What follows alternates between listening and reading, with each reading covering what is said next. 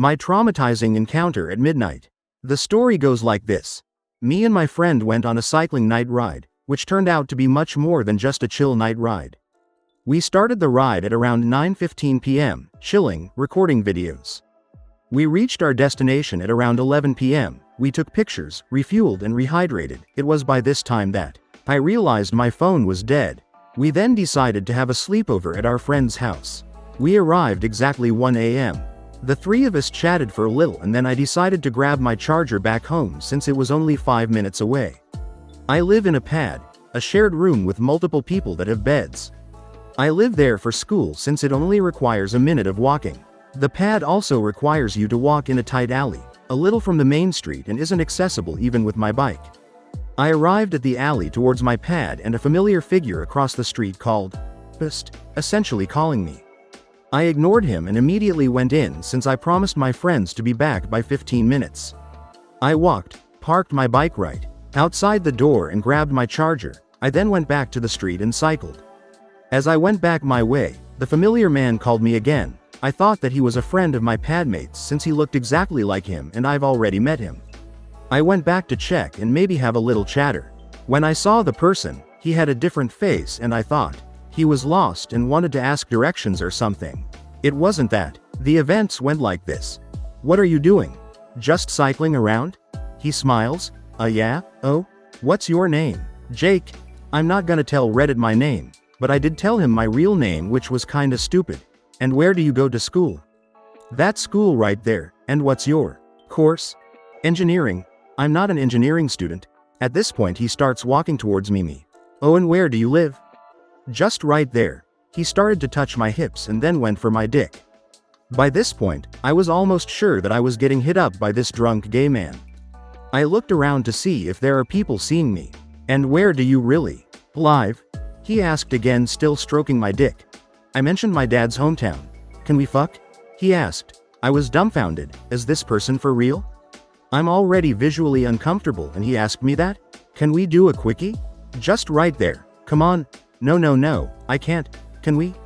"Fuck, you're so hot. I actually have friends waiting around the corner." I bluffed, but it didn't work. "It will be quick. Let's go." No. Please no," I told him in a calm voice. "I can give you my number if you want." I tried to de-escalate. Maybe he just wants me romantically. "No, I want to have a quickie right there." He still insisted. I then saw a yellow light behind me. It was faint but it made me feel calm. I instinctively went up and went back to my friend's house.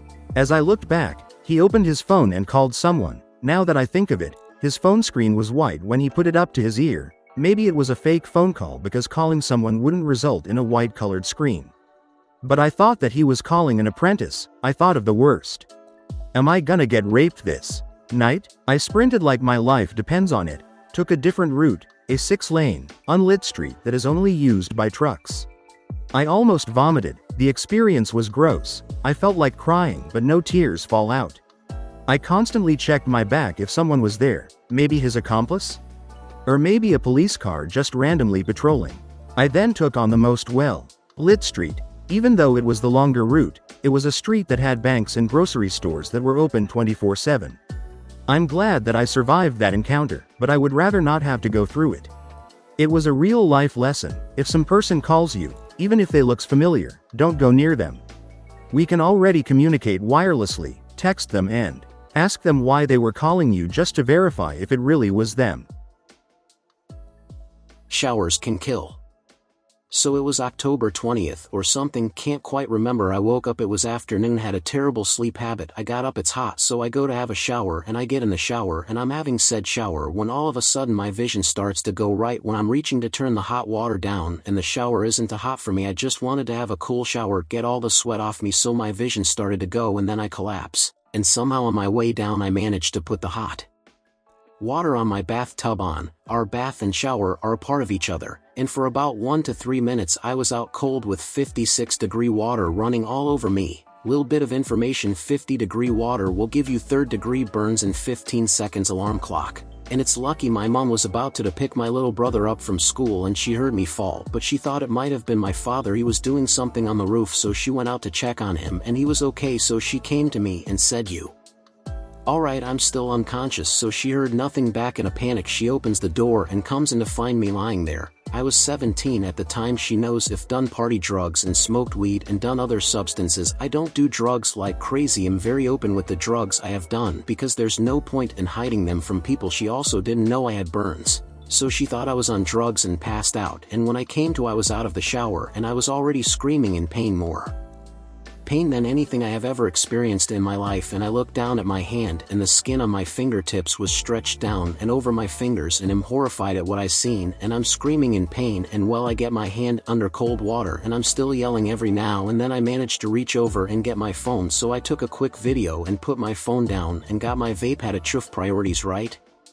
And we wait for the ambulance to get here, and we had 3 ambulances come out home. We live an hour away from any hospitals, so they drug me up and I'm able to get in the ambulance, and I found out I'm getting airlifted to Sydney, which is a 4-hour drive. Then at this point IDC where I'm going, I'm on a lot of drugs. I end up not getting airlifted, so I get to the hospital and it's all patchy from there. I remember look up and watching DRS cutting the skin on my hand off. I won't ever forget looking and seeing the DR snip and my fingerprints gone black out. Wake up, I'm in the ER. It's like 5 a.m. no one's around me. I got heart monitors, 2 needles in my arms, and the biggest piss built up, and it didn't really think about it, kinda just got up, hand got banged up, shit all over me, and I just pull the 4 lines out, pull all the monitors off, and walk over to the toilet with a little bit of blood down my arms. Not much, cause I put pressure on it for a second and it stops, and I take a piss, and good God, was it the best piss of my life. And I come out, wash my hand, and I look up, and there are 3 nurses where I was meant to be, and they run over to me and are like, OMG, get back to bed, you're not supposed to be up and about. So I get back in bed, boom, out cold, sleeping, wake up, mums, their hands killing me, so is everything else. And long story short, I stay there for a week, then gotta go to Royal North Shore Hospital for a few days. Anyway, if you read this, thank you for reading. I hope you enjoyed. I'll drop photos in my next post.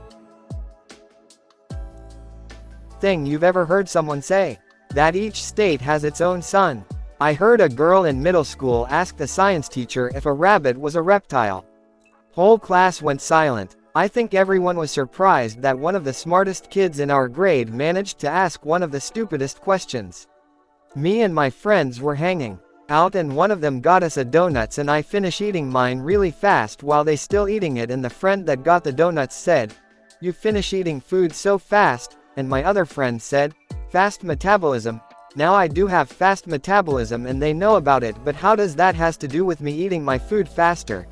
That they are the smartest when the got a B- when I got a plus. Flat Earth.